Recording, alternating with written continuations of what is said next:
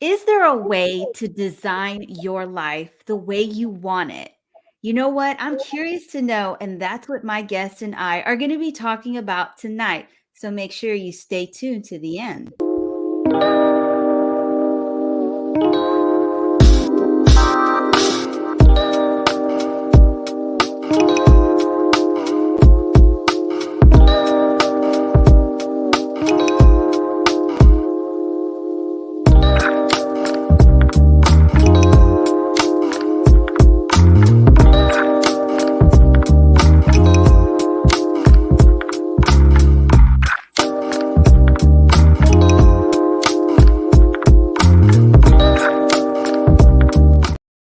Welcome, welcome, welcome. And tonight we are going to be talking to my guest about designing your life from not having to stress out, figuring out how to avoid burning out.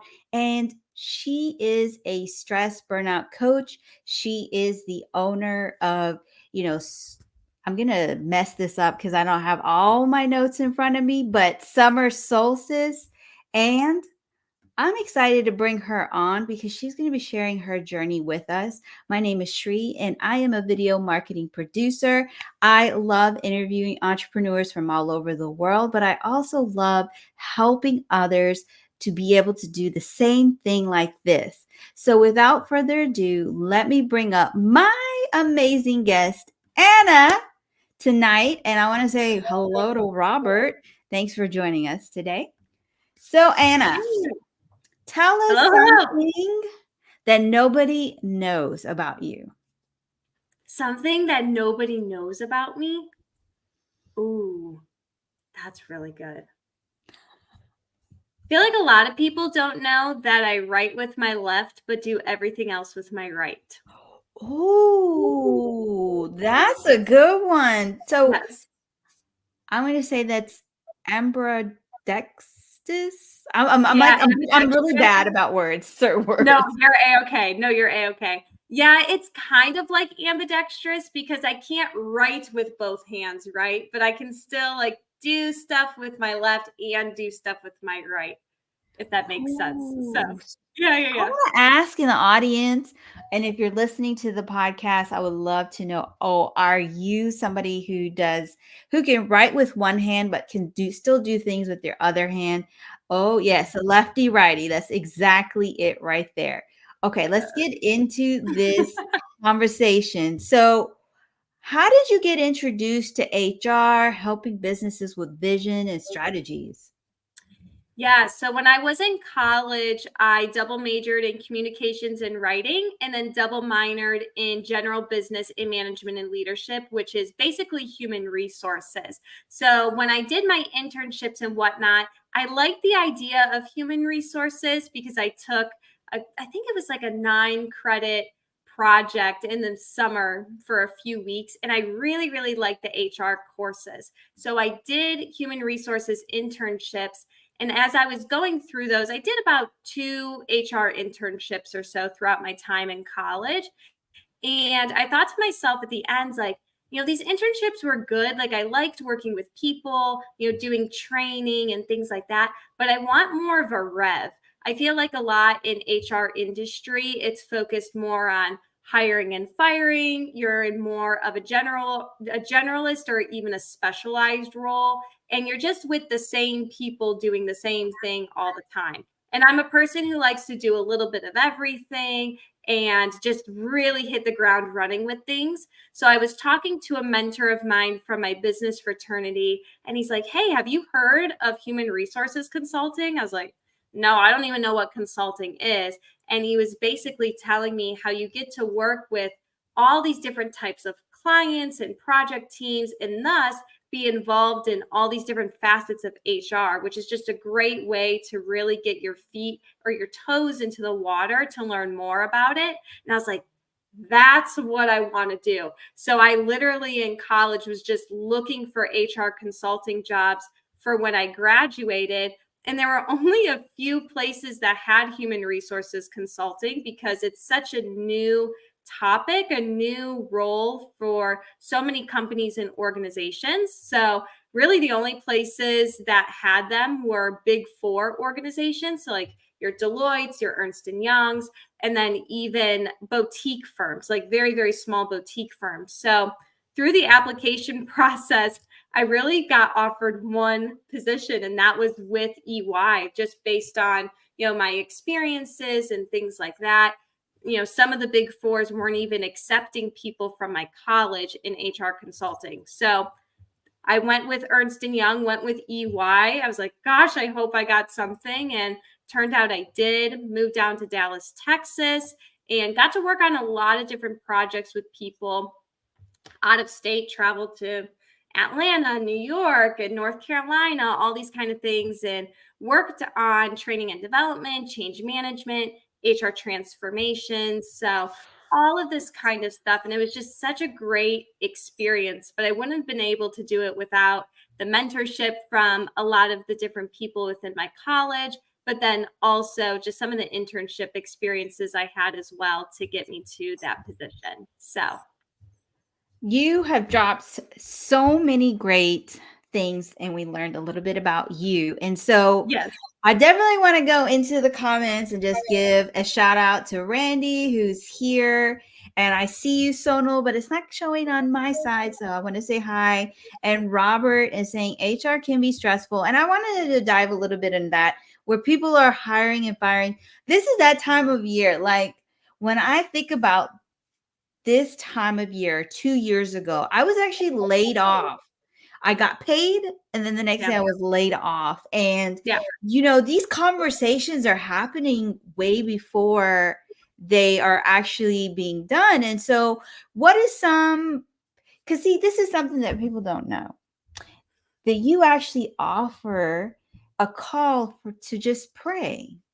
And I thought that was so amazing when I saw that on your, she gave me this amazing kit. Like I was like, ooh, I have something to look at and, copy.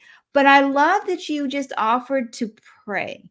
So one thing is, let's first get into, if you are getting laid off or you're laid off, what is some words of encouragement that you can share to help them get through this little bit of a season and, get ready for 2024? Yeah, that's a really good question. So it's definitely common, especially in this time in this market where between still recovering from COVID, right? There's still layoffs happening, hiring freezes, and things like that. But to know a couple of different things. So one is when this happens, it's a lot of people get into this track of, well, I'm rejected. I am a nobody. People don't find me as worthy or valuable, right? And that's where I tell people, like, catching kind of that negative mindset that's happening, because it's so easy for us to fall into that trap when we're focusing on our worth coming from our work or those kind of things, right? So I think that's kind of recognizing that as well as one, excuse me, but then also knowing that your worth, your identity is not impacted by the job that you have or hold. Like, you are still so loved. And a lot of that comes from, you were mentioning the prayer experiences and whatnot.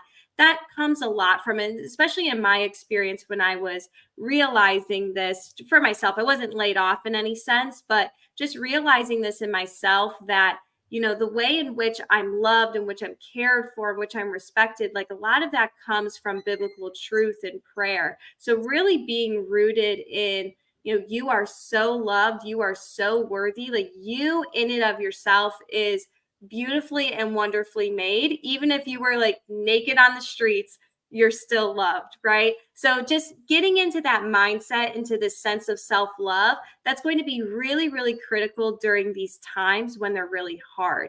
So I think that's really the first thing, right? Of being rooted in your identity and being reminded of that. So if I get off course because I forgot who I am and who I'm loved by, and it's going Yeah. to come to this question, the call to prayer. I want to Yeah. know, like, what made you add that call? Because we all have the coffee chat, the tea chat, the video visibility chat, the video audit. There's just so many out there. But you actually have, like, it's a no strings attached. It's just prayer. How did Yep. you get that calling to create that call? Yeah. So for me, I really love the idea of mind, body, spirit, wellness, and connection. And that's actually what allowed me to start thinking about moving away from consulting into coaching. So, hey, if I can transform HR departments, organizations, their visions, things like that, what would it mean to change somebody's life? And that's when I started thinking about coaching, right?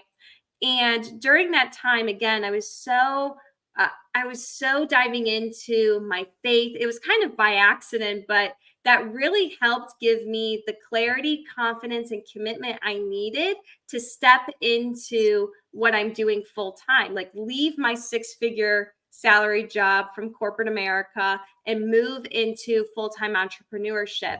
And for me, one of the critical pieces to that was my inner healing process, where I had a lot of people not only praying over me, but for me to learn what it looks like to not just know God and know truth, but to like see it, experience it, feel it, know it, like all this kind of stuff.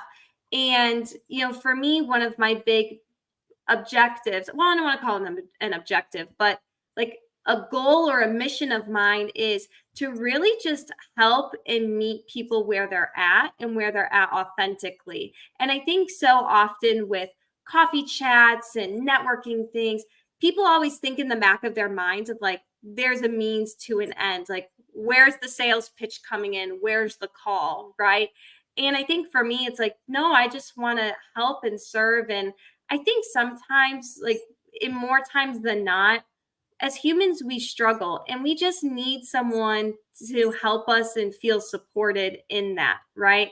I think it's, we live sometimes in such a lonely world, and sometimes just we don't understand or know the power of prayer. And it is just something that's so powerful. So I just love to be able to offer that to people of like, hey, I'm just here to help you and support you through this tough time because I get it. I know how hard it can be, but I want you to, rather than be stuck in your struggles, is to help find hope and light. And that's what prayer does. It provides that hope and light. And in my prayer sessions, it's funny, I'll give a little secret in that it says on there that it's about like a 15-minute prayer session. It lasts way longer than a 15-minute prayer session. And I say that because it's not just this normal, okay, well, I hope, I pray that everything's okay and blah, blah, blah. We actually really dive deep into what is it that you're struggling with? How is it making you feel? How old do you feel because of this? And let's actually bring forth a memory that's the core of that wound. So, like a rejection wound, like you would with a job, and meet that with God's compassion, healing, and love in order to move forward in your day or whatever decisions you have to make. So, love kind of incorporating some of those pieces in there for people to experience prayer and love in a very different way, all like just because of that's who we're called to be. We're called to help people and serve people in the best way that we can. I think back 2 years ago, and I remember how many people reached out to me in support and love and were praying over me. And I remember connecting with a woman who was new in her journey of losing it. Well, she lost her job a lot before than I did, but she was new to the platform. And I wish there was like you to say, "Hey, you know what?" Because I'm a little bit shy, I won't lie about when it comes to prayer, I'm a little bit shy, but I can Mhm. share on Instagram. If you know me, I'm always sharing a prayer video. But the thing is that she got discouraged. She wouldn't even get on a call with me. And that's Oh, what happens. That's the reality, because when things start to look really dark really fast, and the holidays, you can't be married, you want to know. So if anybody's watching this and you need a prayer buddy, definitely reach out to Anna. Also, if you're watching this and you know someone that needs a prayer buddy, definitely share Anna's information, connect with her, let her know that you saw her on this live, and do a three-way chat, because sometimes, we allow our ego and our pride to get in the way. And this is not that Yeah. time. Like, I know what it's like to lose a job, and I know what it's like to be, feeling like, wait a minute for a second, but I was blessed at that time. And, we want to share that with others. So let's get Yeah. into the next part, which is, tell us more about your business. How'd you come up with the name? I was like, that's a pretty cool name. Thank you. Thank you. I also added a link below if anyone did want to book some prayer time and prayer sessions. I might not have given that to you earlier, but I just posted that below as well for anyone who's interested. So, for me, in terms of the name of the business, so it's funny, it's Summer Solstice, SOULSTICE. And it's funny because I was born on the summer solstice. So I was born on June 21st. So that was like fun little key way in which to incorporate that into the business name. But then also the summer solstice, the season within itself, that day is known as having the most light. So the most sunlight versus darkness. And one of my goals, or one of my missions in what I do for my business, is how to help people transform or be catapulted from darkness into light. So that's really the reasons for that. Plus my last name, if you could see it on the screen, it's not the easiest to spell. So I feel like that would be really, really hard to search. But again, the summer solstice, I have a play on words, like again, SOULSTICE. So really finding that light, that confidence, that happiness, that joy within your soul, so that you can radiate that to yourself, to other people, your career, etc., and find fulfillment there. So what are the services that you provide anybody who's thinking about working with you? Yeah, so a lot of what I do is, one, stress and burnout coaching. So really helping you identify where your stress is coming from, tackle some of the self-limiting beliefs to build your confidence, and then a commitment plan, so building different healthy habits and routines in order to do that. So again, it's a three-pronged approach: clarity, confidence, and commitment. So we really focus on that. And it's especially for people who are feeling stuck, feeling really disconnected.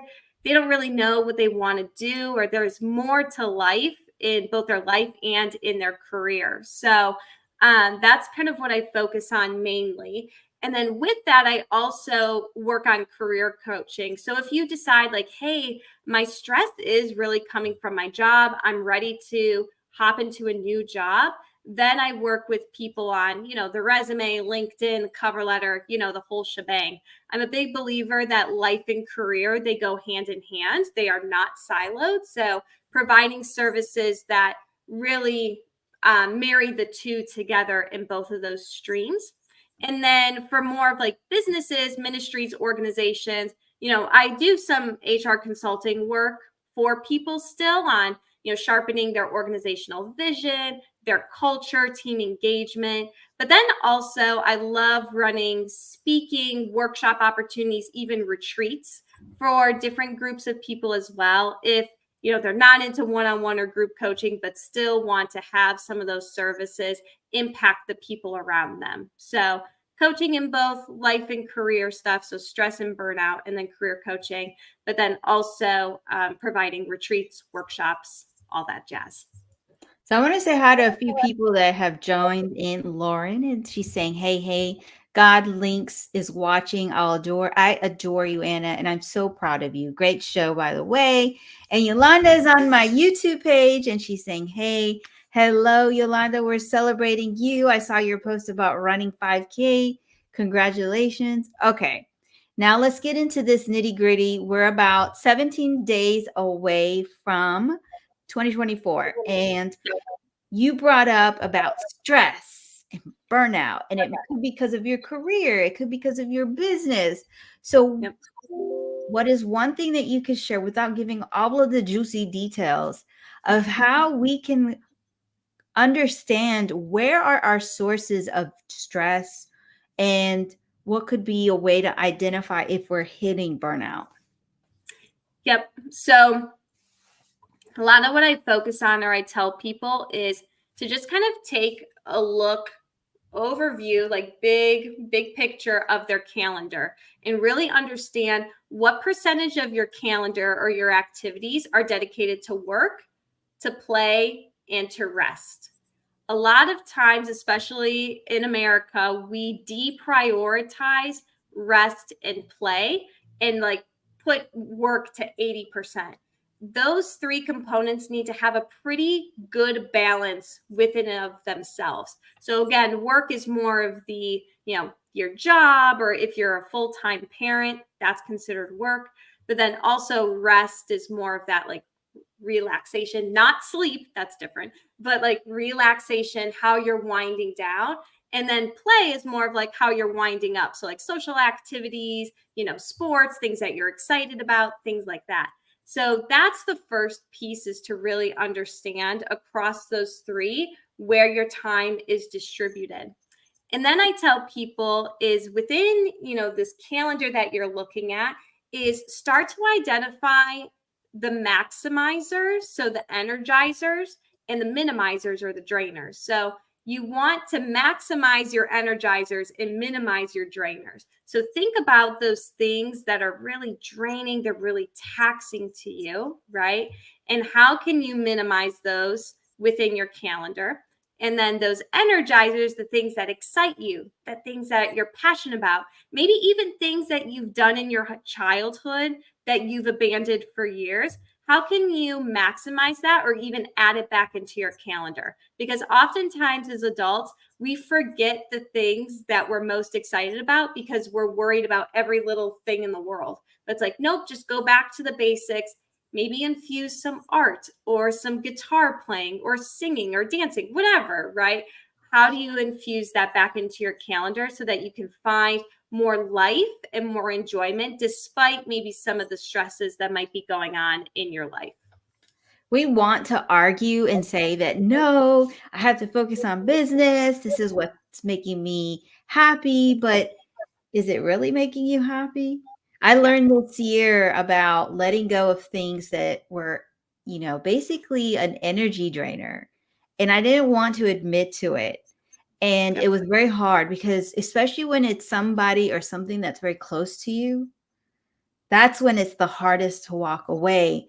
And, you know, we have here Robert saying, oh, that's good, maximizers and energizers. I just say we should ignore stupid stuff.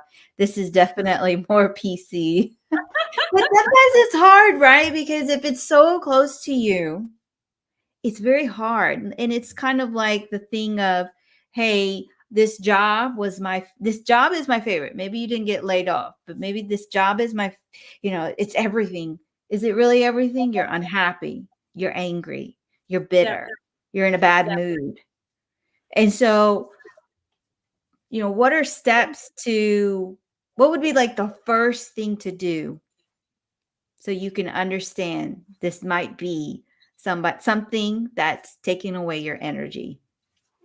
Hmm. I think the first question to ask yourself is, why is it a drainer? Is it because you feel like you're dedicating too much time to it? Is it because it's not aligned to your passions or your values or your motivations?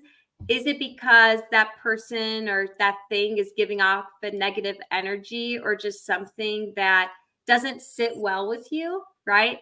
I tell people that a lot of times we like to blame, for example, if work is the stressor, right? Sometimes we like to blame it. Well, it's because of work. I need to leave and things like that. But that's why in my program, I focus really on let's actually identify what this is. Because maybe it's that you're really, really stressed at home and that's bleeding into your work life, right? So it's really understanding, why is this a drainer for me? And how can I move it to be less of a drainer? Does that mean minimizing the amount of time it's on my calendar?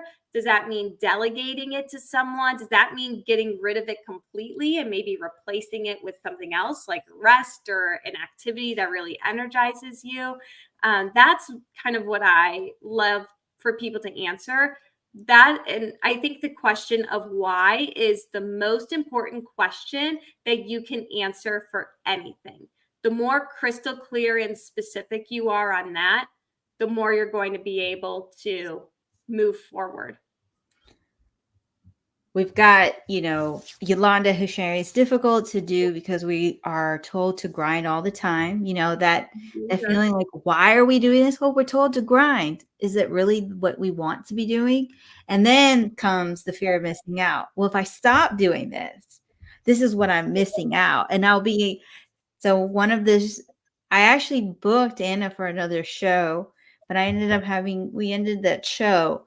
And I was really the hardest part about that was telling the guests we weren't going to do it anymore. I was very much in fear that they were going to think that ill of us or that we weren't organized. And I was always thinking about what they would think. But you know what? If I'm not bringing the best of me, why would they want to be on that show? Like, you've got to think about that. You got to think about yourself. Sometimes you got to be selfish, and that's hard for people. And then we have here the why is important. It's usually because of not enough time, not enough money, or not enough, money again. Like, money and time is always something. We could say it over and over again. So what we're going to do here is we're going to stop this conversation because we're going to ask you to come join us on Instagram. But I want to make sure, where can we connect with you? And I don't have that link with the prayer on my end because I can't seem to find everything right now. But I want to make sure, where can we connect with you? And can we also find that link there if we connect with you?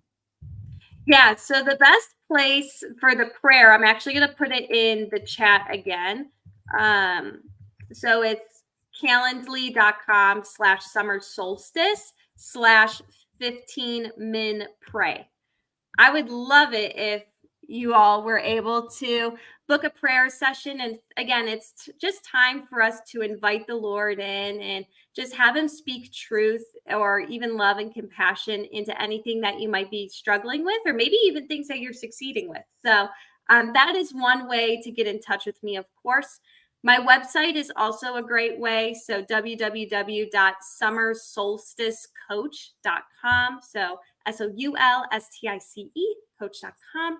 And then I would say just connect with me on Facebook and LinkedIn as well. I would love to hear from you if you have joined the show. Tell me what you thought. I would love to give you some more resources as well that might be helpful to whatever it is that you're needing. So I would say that those things would be fantastic.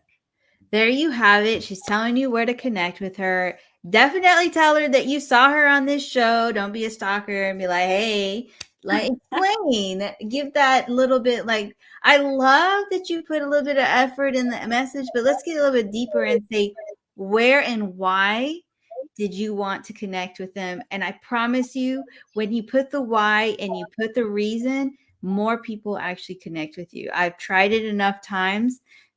I can tell you it works. So I want to thank you all for joining us today. I want to thank Anna for answering all of these lovely questions, but also helping us get prepared for 2024. And guys, I actually just dropped a new podcast episode. This one will actually be a podcast episode, so definitely look out for it. And I just want to say again, thank you, everybody. Thank you, Anna. Have a wonderful evening or morning. Bye, everybody. Bye. Thank you so much.